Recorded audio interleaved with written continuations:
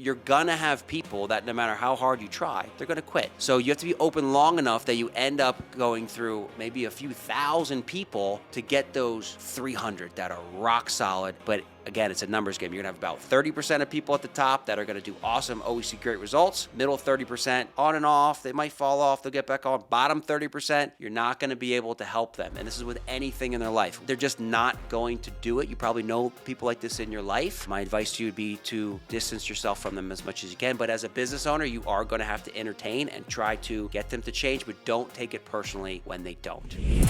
Welcome to the Fitness CEO Podcast. Hey friends, welcome back to another amazing episode of the Fitness CEO Podcast. And before I introduce today's guest, I want to give you a friendly reminder.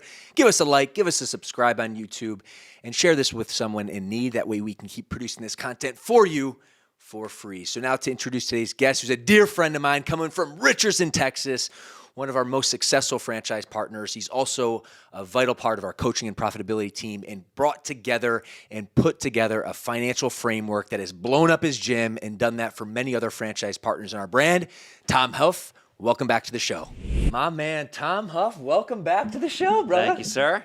All right, my friend. Well, to our audience, Tom is a dear friend of mine, one of our best franchise partners out in Richardson, Texas, and he's also on our coaching and profitability team. And we got him on the podcast back in 2021 under the branding Fitness Franchise, but now we're back at it, Fitness CEO, and welcome back to the show, my friend. So happy to be here. We're gonna drop some knowledge bombs, talk about all things gym life. Let's go. Running our fitness business, yes. Man, you got a lot of zone of genius, Tom, from a sales, presentation, persuasion, connectivity. We can go a lot today, but for the sake of this episode, one thing that you've done really well is financial planning.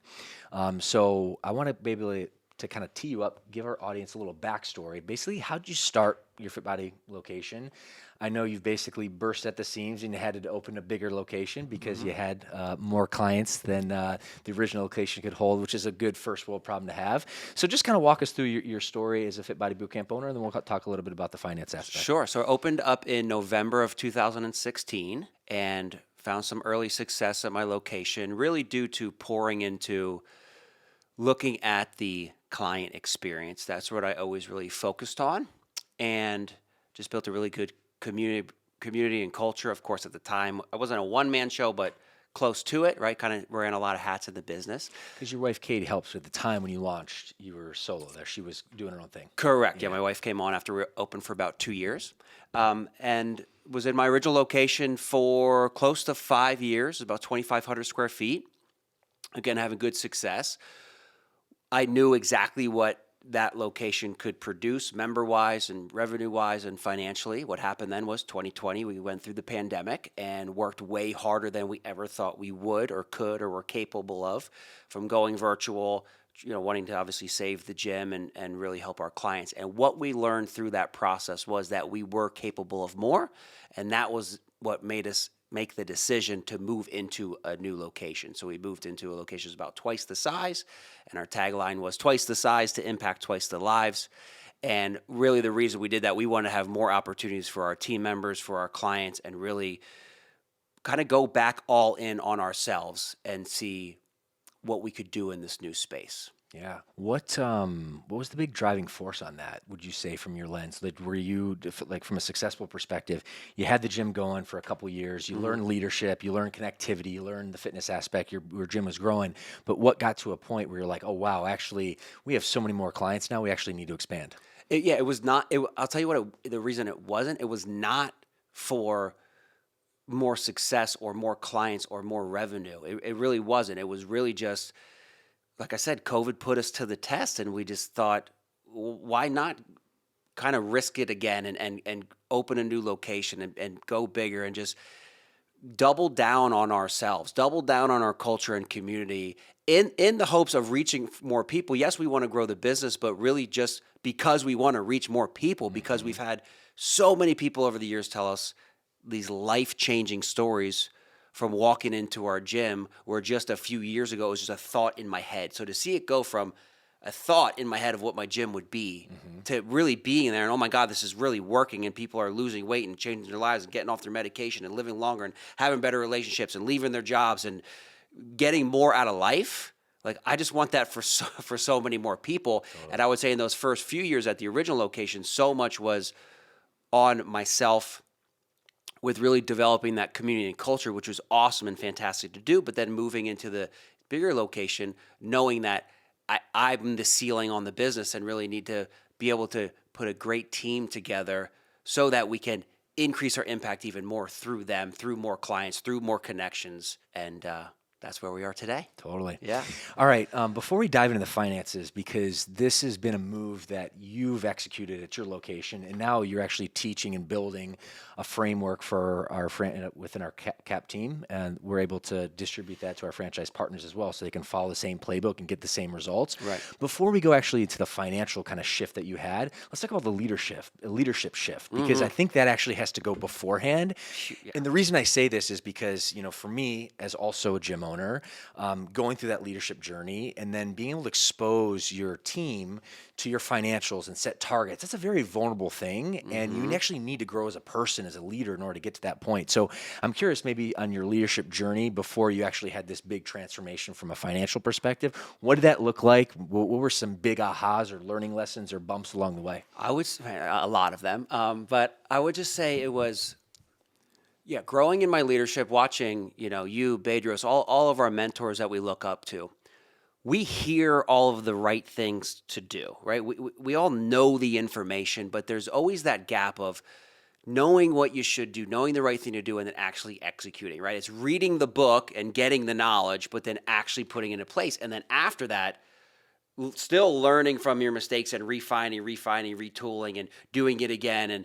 And then hopefully taking that down to your team and to your clients and to other people in your life. So huge shift in my leadership. I would just say I like many of us, did not have those skills. Like many of us went into the gym business thinking that I need to know how to run workouts. And, that's kind of where it starts and ends, right? Yep. But of course, we're in the people business, and which is a great thing, but sometimes it's not a great thing if we don't know how to deal with ourselves or communicate or lead other people. And so really what happened was those first 4 or 5 years, everything was on my shoulders as far as financials. I didn't share it with my team, and I just got to a point where I just thought about myself in previous jobs. And I think we've probably all maybe had this thought at some point where we think as a team member, as an employee, that the company's getting rich, the manager's getting rich. Why am I doing this work for this person when really we have no basis to stand on? We don't know what the expenses are. We don't know how much it costs to run the company. We don't know how much it costs to produce the goods. Totally. And all we're thinking about is ourselves, which is a totally normal human thing to do. Yeah. And so I think through that, it's got to a point where I knew I wanted to grow a team. I knew I wanted to be able to pay them more money and grow the business. But how do you approach that from a even playing field, really pull back the curtain, make yourself vulnerable, and share that information with your team? Because I knew on the other side of it was, if we want to get to where we want to go, I know I can't do it on my own. I've been trying to do it on my own, and the numbers being in my head and me being stressed out about making payroll and paying the rent and where the money's going to come from, maybe, and just honestly not knowing what team members are thinking. If they know we're charging X amount of dollars for a membership, where do they think that money's going? What's the incentive for them to try to sign people up if they don't understand what's going on underneath the hood? And I think in one of your recent coachings for a mastermind group, you actually recommend doing exercise, just asking your team, what do you think the rent is? What do you think the average expense is? Correct. And in your experience, like the numbers that an average teammate will actually produce are just so much smaller than actually what it takes to run an engine, a business. Would that be fair from your estimate? Correct. And you asked kind of how we got to that point. That's what I did when we moved into my new location. After we had finished the build out, we did one of our quarterly EOS meetings where we're going to plan out the rocks and the goals for the next 90 days. And this is about early 2021, roughly? Yes. Yeah. No, late 2021. We moved into the new place. So September 2021. Okay. So we had a big quarterly meeting, and I just decided to just lay it all out on the line. So I put together a financial presentation. But before I started, I asked those questions to every member on the team in the meeting. Hey, just curious. What do you think it costs to run the gym? How much do you think this build out was for this building? Right? How much you think our payroll is every month? Did you ask them like via email prior to come prepared, No. or just like in conversation in your meeting? And honestly, I'm kind of a, I kind of fly, Yeah. do things on the fly. And it kind of just came up in the meeting because like as I was about to go into the slide, I wanted to have a frame of reference. I didn't want to just them see these big numbers and not know how to put it into perspective. And to your point, the numbers that they thought were on another planet, right? Not even in the ballpark, not even in the same state as to where Wow.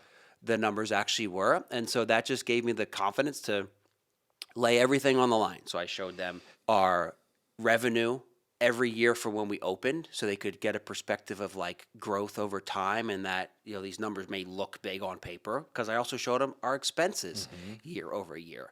Then I broke that down as we do in EOS to a quarterly basis down to a weekly basis. So, okay, here's how much revenue we bring in down to a week. Here's how much it costs us to run the gym down to a weekly basis, right? So, And I want to jump in here a little Yeah. bit because I love this piece of coaching that you just provide our mastermind group. And I want to let you give it. But basically what you said is, okay, you can plan out a year, but really in an EOS world, we live by 90 days. But really taking that 90 days, which is 13 weeks, and actually breaking it down by the week. And by doing that, like how much clarity has it provided you and your team from a granular perspective? crystal clear. We've had 2 straight years, not only the clarity, but the growth from it. So because now the whole team is clear, we follow EOS. So of course we know what our annual target is. We know what our quarterly target is. We know what our weekly target is, right? And so in the last 2 years, year over year, we've had a 27% increase and a 25% increase in business after being open for 6 years. Which and the sole reason for that is because of the financial clarity that we've provided and making sure that we are sticking to our EOS blueprint, hitting our rocks, building rocks around where we're trying to go financially, both expense-wise and revenue-wise, and then every team member has a part to play in that. So now, as I coached on the mastermind call, let's say your goal is to make, I don't know, $10,000 a week in revenue, which again sounds like a lot of money, but if you haven't opened your gym yet, it only goes so far, right? But let's say you're short by $200. Well, we know that if we sell 4 bags of protein or 2 more memberships that week, we're going to hit that number. So we can break it down to the smallest bite-sized chunk. It just makes it so much attainable. It's also the opposite is true. Let's say that you are short. Okay, week 1 of the quarter, we were short $250. Week 2, we were short $300. Week 4, it doesn't seem like a lot in the week, but then we expand that out over 13 weeks, and all of a sudden we're short, $10,000 for the quarter, which would be $40,000 for the year, which is a pretty big miss if we're looking to hit some financial goals. From a granular perspective, by showcasing your team that they can see these little changes. Yes. Kind of like actually like your clients, fitness and fat loss as well. Like these little changes actually make a big difference over the course of the year. So Tom, let's unpack that a little bit further. So you basically just you had the courage. You're like, all right, I've been doing it this way. Yeah. Like my team's flying blind. Who knows what they actually think the profitability is? You decide, you know what?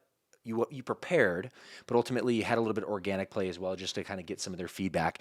Then you realize, oh, wow, they're actually in a different planet right here. I'm actually going to take the time to showcase where we're at from a revenue perspective, break that down. But then really what's the next step? Because it's one thing to showcase the vision or not necessarily the vision, but like where you're at from a financial perspective.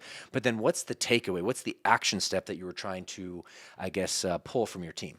Wanted to get everybody on the same page. I want everyone that is on my team to not worry financially. I want them to all make a good wage, a good living wage, support their families, not worry about when their car breaks down or if the AC goes out or something like that at their house, in their personal life. And then I love my team members. I don't want them to leave. And I would never want someone to leave under the guise of thinking that things aren't what they seem or that, like I said, and I don't have team members like this, but I've met people like this in my life, and we all know people like this that they're always getting the other guy rich, or the big banks are ripping you off, or the rich people are doing this when we really don't have any evidence to support that. Don't really understand what's going on. Right. So my big takeaway was, how can we get the whole team on board? But the takeaway that really happened that I wasn't fully expecting was this gigantic relief for me. From you. oh my gosh, the weight was off of my shoulders. The cat was out of the bag. Everybody knows exactly what's coming in and going out.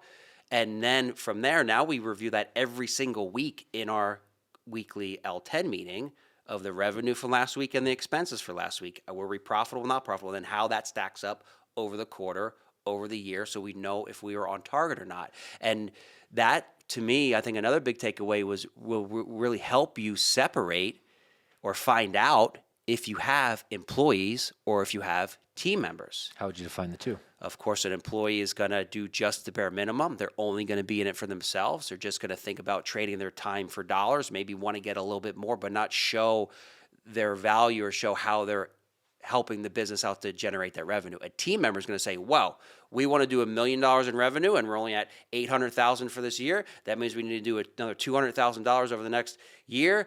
What does that break down to per week? Wow, Tom, hey, do you think we could do a promotion on supplements? Do you think that we could change the way we're bringing in people? Should we raise our prices? Should we do a pay to full strategy? And they'll start helping come up with these other ways, especially when you can then tie their pay into the revenue and show them, hey, I would love to pay you all 6 figures. We got to make the money first. This is what we need to do in order to hit that. And when that happens, the right people are going to stick around and go all in. The wrong people are probably going to coach themselves out of a job over a certain amount of time when they see maybe they're not willing to put in the work or they didn't really sign up for that. So I'll say that to other pieces. Then when you're able to do this, when you now bring new team members on and you can be clear from day one what the expectation is, where you're trying to go, what the revenue goals are, the right people are going to say, ooh, I can sort of write my own ticket, right? But in our world, we've had gyms and locations that maybe pay commission to coaches. I've never done that. I didn't like involving the sales with commissions and coaching, but this is a good hybrid in between, where we can guarantee your salary when we hit these different metrics with the whole team working on. So I really feel like it's the best of both worlds. We're not being commission-based, not necessarily skewing people's relationship with money and selling, but just really serving and working towards that bigger vision that we set out in our EOS. Totally. Yeah. I want to go back, actually, unpacking the box when you said the biggest relief actually came from me. Yeah. So that's incredible, and I've seen that with so many of our most successful franchise partners, the same angst and anxiety, but then when they finally were like, you know what, no, I need to actually build a team, not employees. We need to set the targets, get everyone on the same page. It's this massive relief. I'm curious, though, just for our audience, because there's that internal anguish you're going through as an entrepreneur. What was your team's reaction when you basically laid everything out? They were surprised by the massive amount, how much it cost to run the business and how much money was coming in and everything. But they were really thankful for me being so clear, right? Anyone that's on a team, any mission that you have, whether it's winning the Super Bowl or going to war or dominating business, if we're unclear on where we're going, everyone's going to be lost and wondering what the leader's doing. Why am I following this guy or girl? What are we doing? So it just provided so much clarity, which I don't think that they maybe knew that they needed or wanted, but that's certainly what happened. That was the benefit. So this weight of the world came off your shoulders, and actually they were like, oh, this is actually a good thing. Now I have visibility. Yeah. And then what it really transitions into then is on a personal level in their personal lives, because I run my personal businesses or my personal expenses, finances, like I do the business, and it really helped them in their personal life as well. So now you can, and anytime you can, I learned this with opening the business, when you get surprised by very big numbers that you weren't expecting, like how much a sign costs for outside of your thing or how much the rent is going to be. Yep. But when you start playing with these bigger numbers and seeing them, or even being around other people that maybe make a lot of money or just talking these bigger numbers, it just switches it from thinking it's unattainable to like, oh, wow, that is possible. Yeah. It is possible to work for $1 million gym or see these bigger numbers. But you have to be close to it to kind of understand it and take it in. And it has to be shown to you. It has to be shown. And now, I mean, that was the big unveil and the leadership, the growth moment that you had that set your, gym on an unbelievably new trajectory. And now at this point, following EOS on a weekly L10, L10 stands for level 10. We talk about rocks. Rocks are priorities. What are your big priorities that are not business as usual, but over a 90-day period? I would imagine now, though, it's just how they operate as a team. They're probably not phased by this. Like at the end of the day, you talk financials and these are targets, and basically that's just how you do business. That's how we do business, right? We want to talk about money. The other piece of it is, of course, the more energy, the more eyeballs, the more brains, the more brain power you can get around a subject, the more likely it's going to happen. So the reason that I had short-sighted financial goals before I involved the team was because I was the only one putting brain power towards it. Now I have 7 people thinking about this every week, seeing it every single week. It's not a surprise that we've grown over the last 2 years like we have. That's amazing. Yeah. Looking back, and I guess I'm curious from a missteps or something you would have done differently. If you were to unpack this again, what would you have done differently? And or was there some financial missteps that you made that you would have basically not made having this knowledge now? Okay, so a couple of things. I would have definitely, I should have done it sooner. I should have done it. It took 4 years, yeah? Yeah, 5. Yeah. I mean, I should have done it earlier, but I would say the reason I didn't was my leadership wasn't there. I didn't have the team in place because of my failed leadership.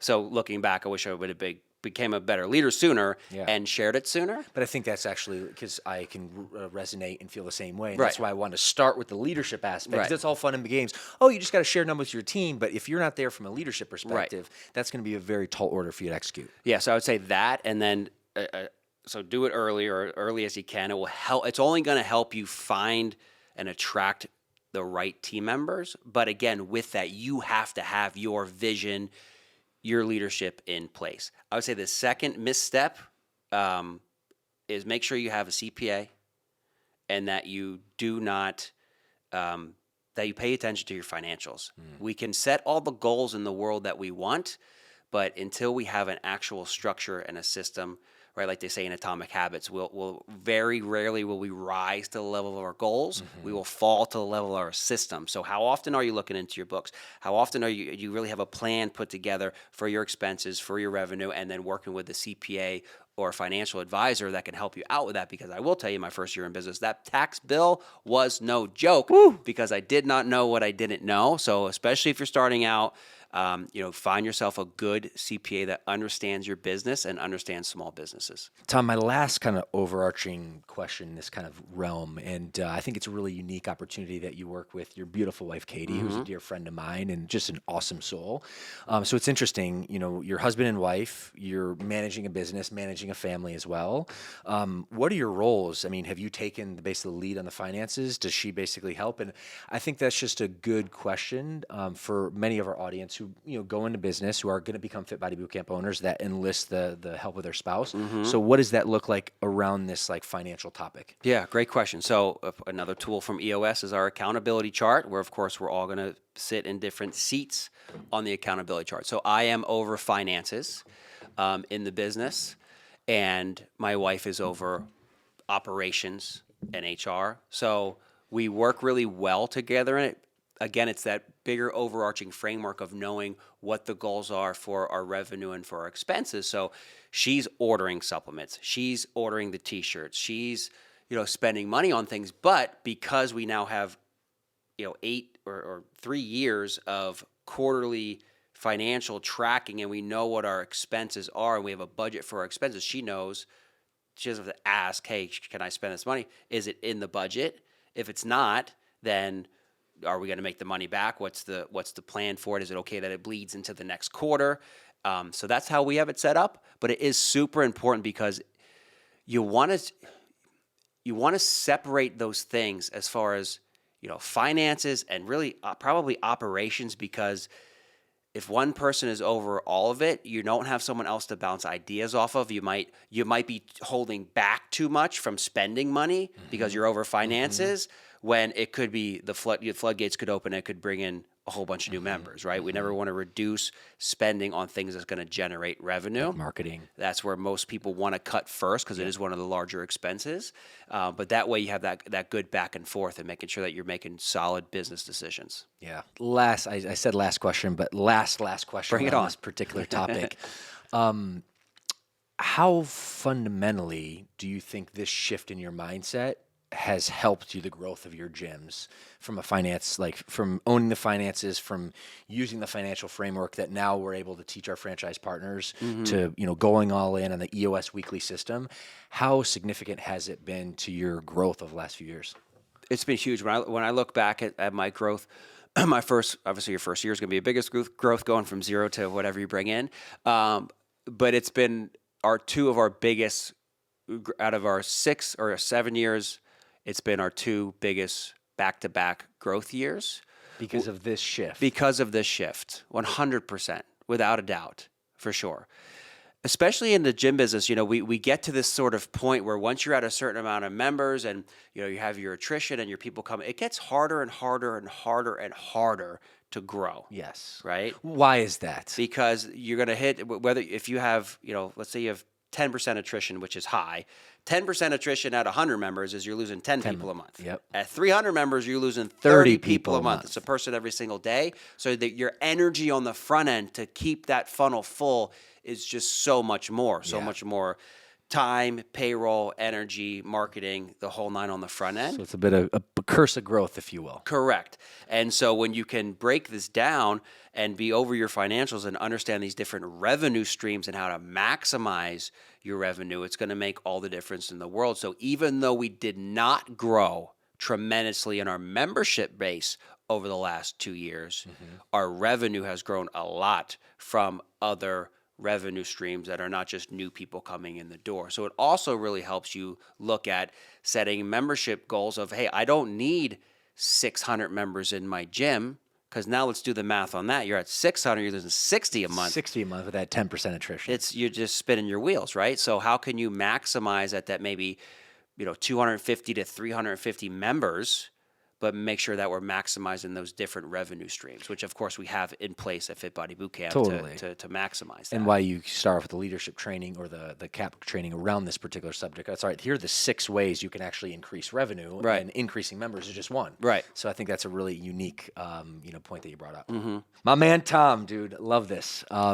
All right, you've been so valuable and gracious with your time. I still have a few minutes left for the lightning round if you're up for it. Sounds good. Let's do it. You got a lot of zone of genius of my friend, which I kicked off, but what would you say these days, looking back at your incredible success, what's been your biggest source of, zone of genius that's allowed you to be this successful? I would say it is, and it doesn't always happen as fast as we like it to, but it's taking information and taking action on it. But at the same time, deciphering what information you want to take action on. I'm not a proponent of the shiny object syndrome that many business owners get, where we are comparing ourselves to other people, or this person's doing that, and well, this worked for this person. Trying to just have a simple outlook on what you want your business to look like. So that's where I'm at today, is just really looking at how can we make things simple for our team and our clients to understand and execute, and really have blinders on to things that are not going to help serve us. So I would say over the last few years, that's been a big shift for me, of just going all in on one thing at a time and fine-tuning it until it runs flawlessly. And my friend, outside eyes looking in, that has worked for you brilliantly. Passion. You got a lot of passions, from a family to leadership to sales to training. What do you say is one of your biggest passions today, and why? Just everything. From a coaching standpoint, watching our new owners that are coming on board and just crushing it out of the box from all the awesome support that we have at HQ. And then when we get to take them on as their CAP coaches and leading them through the process, and the main question we get is like, well, when you opened, what did you do? And I love being able to say, it doesn't matter No. what I did when I opened because we don't do it that way anymore. And they're able to just be so successful out of the gate and help them with all the things that we get to talk about and just put them light years ahead of where we were when we started out. So that's from my role at HQ. And then I'd say the other pieces in my location is building my team, watching them it's like a third, like a whisper down the alley, right? Like watching them get the pleasure from helping our members, right? It used to be kind of right for me. And it's hard to share that with, like, it's hard to explain to someone else how you feel when someone changed their life. And it sounds like, so, I don't know, so maybe you just kind of blow, oh yeah, I'm a life changer. But man, when you can now see your coaches doing that for other people and then them bring it back to you and how it lights them up, awesome. I will just reinforce that so much, being on the same journey together. And it's something I never actually thought of when I opened up my first location. Same. But it's actually probably the most fulfilling things. It never gets old. Yeah. It never, ever, ever gets old. They hit those weight loss targets. They go up on the results board. We take their picture. They're freaking out over their body scan because their body fat percentage is down, their muscles up, or they're off their medication. It never gets old, ever. It's the best. It's the best thing. Amen. Yeah. All right, Tom, looking back at 2015, if you could have a conversation with your younger self before you opened Richardson, what would your advice or coaching be to the young coach, Tom Hough? I wouldn't want to hear it from me, but it would be that take your time, focus on one thing at a time. It's not going to happen overnight, right? Comparison is the thief of joy, and choose wisely who you follow and who you take information from, because you could be not necessarily, you could be led astray if you're not clear on what you want. But in order to get clear on what you want, you have to sort of already be on the path, and that's going to shift over time. So I just say be patient, stay true to yourself. You know in your heart, everyone out there, you know in your heart what you should be doing, that you're a good person, that you are doing this for the right reasons, and so just stick to that. I'm lucky enough that those things happened for me quickly, and I didn't get led astray or didn't go off my path too much. There were some times where I did, but I always kind of came back to my true north, which is why we're still open after 6 years when so many gyms shut down, why we re-signed with FitBody for another 7 years, because if that wasn't the case, I would have packed it up when our first franchise agreement was up. Yep. Yeah. So and I would say this too, just especially in the fitness industry, I give this advice a lot to new owners, is that it is a time and numbers game. What do you mean? I mean, you have to stay open long enough. Let's think about people and human nature, especially when it comes to fitness. Number one, we're in a tough business. We're selling things that people don't really want. They don't really want to change. It's really hard to do. And this is why coaches have the hardest jobs in the world and are just saints for what they do. You have to be open long enough that enough people come through your doors that they're like, I like this and I'm going to keep doing it. You have to go through, you're going to have people that no matter how hard you try, they're going to quit. Mm-hmm. This is a hard business. It's a hard business. So you have to be open long enough that you end up going through maybe a few thousand people to get those 300 that are rock solid and understand what you do, buy into the community and the culture, and they get it, they love it. They follow what you do, they believe in it, they lose the weight, and they get hooked, and they take on that new identity. But again, it's a numbers game. You're going to have about 30% of people at the top that are going to do awesome, always see great results. Middle 30%, they'll do okay, on and off. They might fall off, they'll get back on. Bottom 30%, you're not going to be able to help them. And this is with anything in their life. Weight loss, changing the job, getting in a relationship, quitting smoking, quitting drinking, taking a vacation, saving money, making more. They're just not going to do it. You probably know people like this in your life. My advice to you would be to distance yourself from them as much as you can. But as a business owner, you are going to have to entertain and try to get them to change, but don't take it personally when they don't, because what we sell, what we offer will change your life. Guaranteed 100%. I would bet my life on it, but it's a two-way street. The other person has to be willing and ready and able to do that. Sage advice, my friend, Yes. Tom. And I love that, being in the trenches with you for so long and just having these same ahas, in the journey. So I love that and appreciate that. Mm-hmm. All right, my friend, last question. Title of the podcast, The Fitness CEO. What does it mean to be a CEO to you, Tom? It means that everybody wants to be the boss until it's time to be the boss, right? And this is in your personal life and in your professional life and every aspect in everything that you do. So to be a CEO means that you take ownership and responsibility for yourself, because no matter how much we want to, we can't control or change or really even motivate other people. We can inspire them, but real motivation has to come from within. So the best way to be able to inspire other people and have people follow you and have a team follow you and buy into your vision is to be true to yourself, have high standards for yourself, so that there is no question if somebody should follow you or believe you, and that you don't lose credibility with anyone else. So the most important person to be a CEO to is yourself first, by building that credibility, by doing the things that you said you were going to do. Of course, being honest with other people and knowing that you don't have it all figured out. You can ask for help. That's okay. And you're going to be way better off when you do. And of course, partner with other people that have the same values that you do. What you'll notice when you start buying into this whole CEO of my life thing and doing the things that you say you're going to do and building credibility, all of a sudden these people, they're just going to appear. These awesome people are going to appear like, wait, you're like me. Yeah. I'm not the only one that wants to live my life this way. And magically all the other people, they'll just kind of fade away into the darkness, and you'll keep rocking and rolling, just getting stronger every day. My man. Well, my friends, we're going to stop there. I know you got a ton of value. Assuming you did, give us a like, give us a subscribe. Share this with someone in need. That way we can keep producing this content for you for free.